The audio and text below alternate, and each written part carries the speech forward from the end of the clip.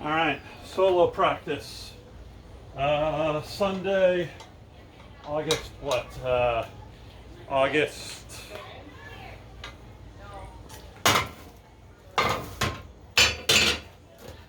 Sunday, August 9th. I'm going to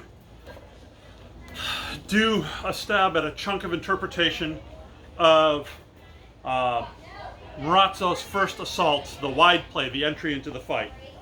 And he says, now we will begin the first assault with the sword and small buckler, which will be very fine and useful for fencing and for teaching. Therefore take note. First you will have to proceed to the play in order to find your partner. Thus I want you to place yourself on one side of the hall, with your buckler held lower than your armpit, but higher than your flank, and your right foot drawn near your left one, with your sword and coda longa e larga, your arm extended, and your posture as erect and smart as possible. From here, send your right foot forward, and as you do, beat the false edge of your sword into the boss of your buckler, and in that beat, turn the boss towards your face and take a big step in front of your right foot with your left one, performing a ritocco of your buckler as you take that step, and place your sword into guardia di testa with your arms well extended. So here, a ritocco is like a resetting or a tap. This is a tap to the face with the pommel, as far as everybody thinks. From here, turn the point of your sword towards the ground, that is, with the false edge towards your buckler, and then beat the false edge into your buckler, throwing it upwards high with your right hand. As you throw it, perform a rising molinello, taking a big step with your right foot forward of your left one. And once you've done so, bring your left foot forward and do another of them that will go over your buckler arm and touch your buckler with the pommel of your sword on the inside side, on its penna. Then cast your sword hand forward of your buckler, with your point turned towards the ground once again, and as you turn it, throw another falso upward into your buckler. As you throw this falso, cast your right foot forward and throw a montante. Once you've done so, draw your right foot back near your left one and let your sword go into guardia alta with your buckler extended. So we're going to start and end in the same position here.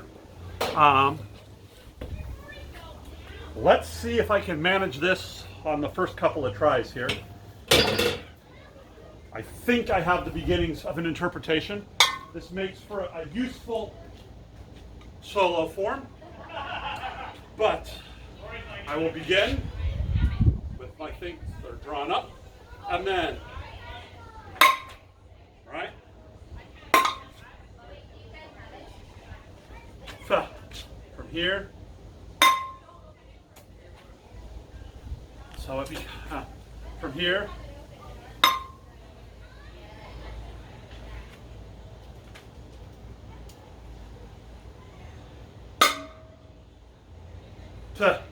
alright, I gotta reread this.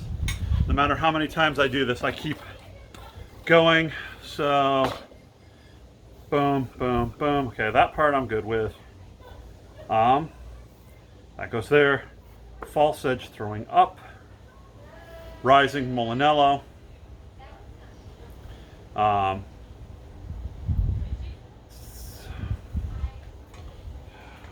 we have a sequence of 2 rising molinelli.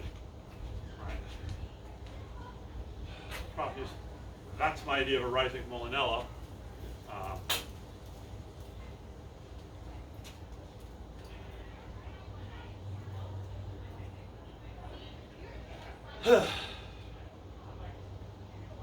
Well, the part I'm certain about. Think about how active this buckler is. I'm here.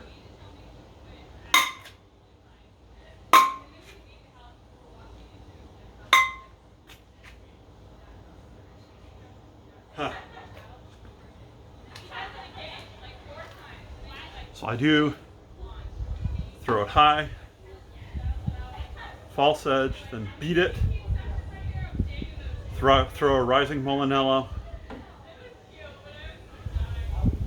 do another rising molinello, and end up on the back side. So, I'll try try this again.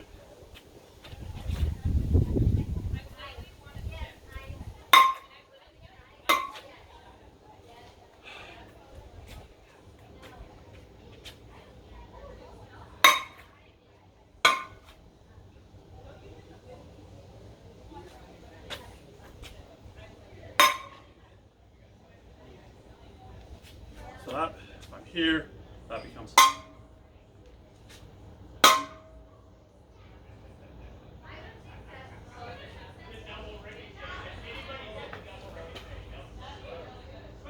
And that taps.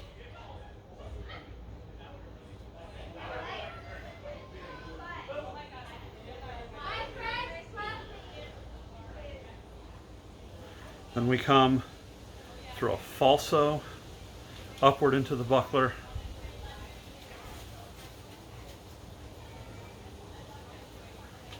So if I'm here and I've tapped, and then I come forward of the buckler and throw a falso.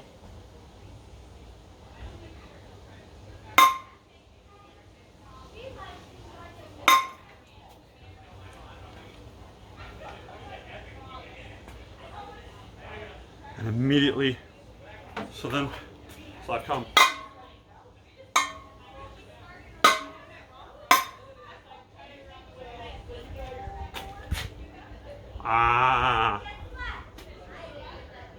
And draw back. Okay.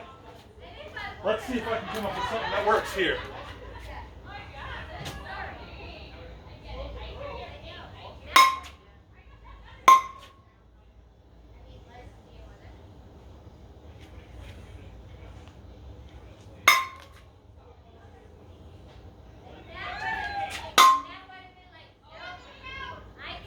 Here,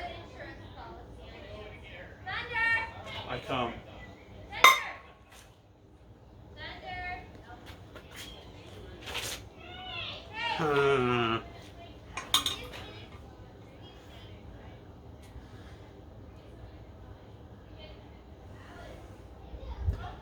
Step right.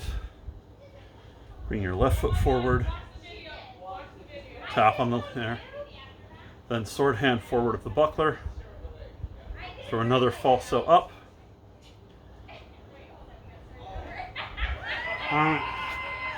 Let's see if I can get this here. Here's my thinking.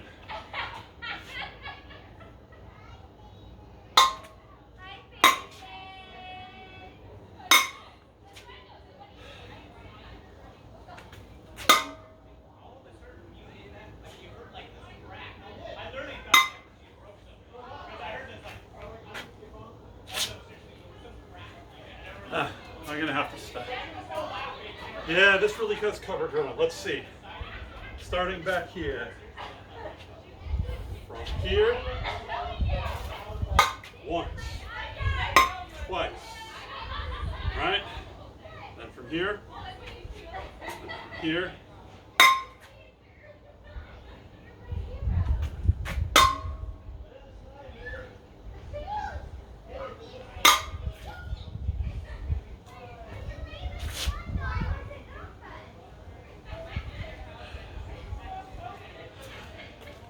And again.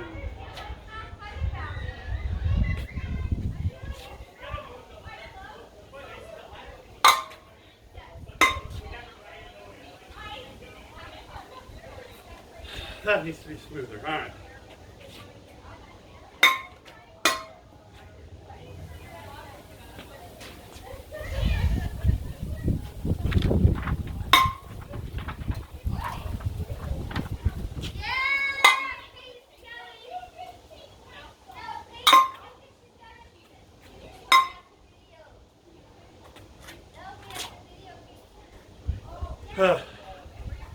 Yeah. Well, I have the beginnings of an interpreter. Gonna take a bit to make it smooth.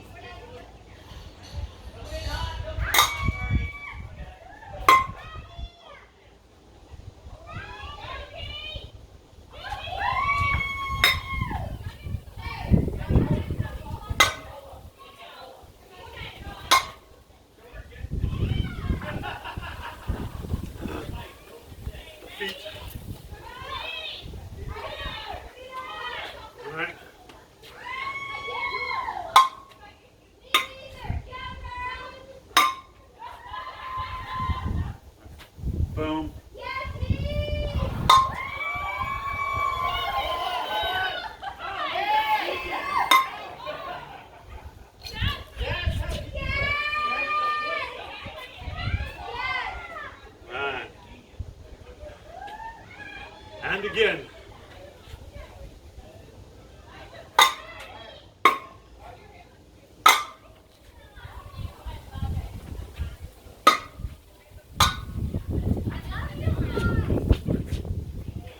Getting there. Getting there. So it's interesting. The buckler movements are little, but they're there, and they're important, I think. Let's think about how active this buckler is in here, right? I begin out here in a static position. I cut to it. I turn it. I cut to it. I turn it. I cut to it. I come around. I tap behind, right? Then I turn in front. And finally finish here and return. So the buckler moves a lot, but most of the movement is from the elbow and the wrist. Right? I turn my facing to make these strikes work, and I turn and I bend the elbow for some things. Let's see. Try once more. Let's see if I can make this smooth.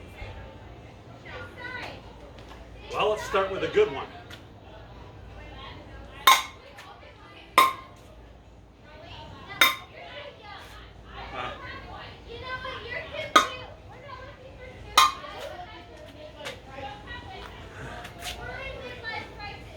Oof, I got work to do here. Tired arms from carrying boxes aren't helping. Let's try again.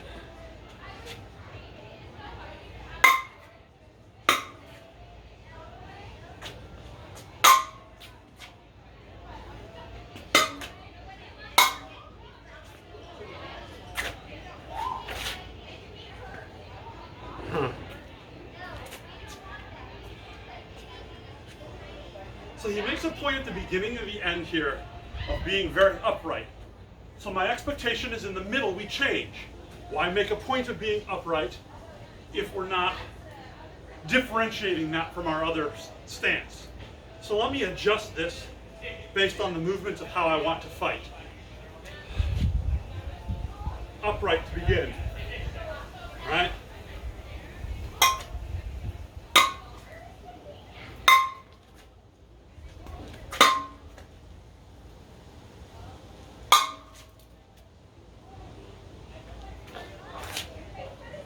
And draw up again. And I've crossed a good, I don't know, 15, 20 feet, which tells us a lot about the size of the hall you're approaching each other across. Though, mind you, my nature would not be to make this very direct. I think I would interpret this with a lot more offside movement. So let's see. I'm here.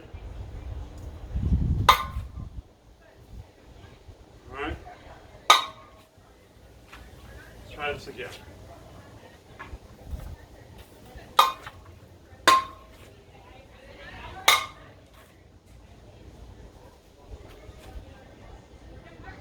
So that becomes. Aha.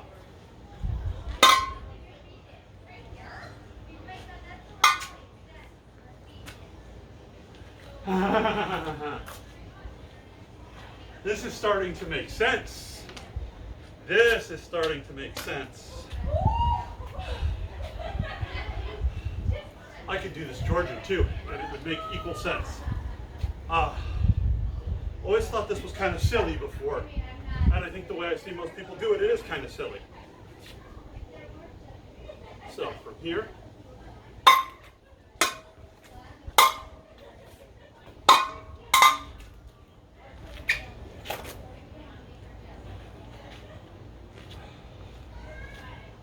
little movement.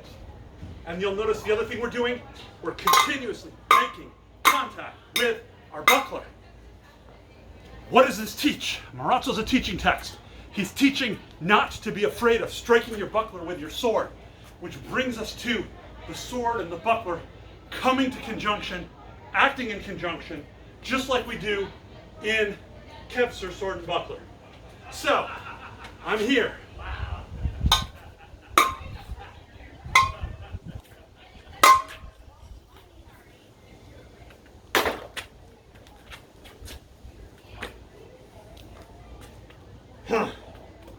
This is starting to make sense. Sense. Making sense.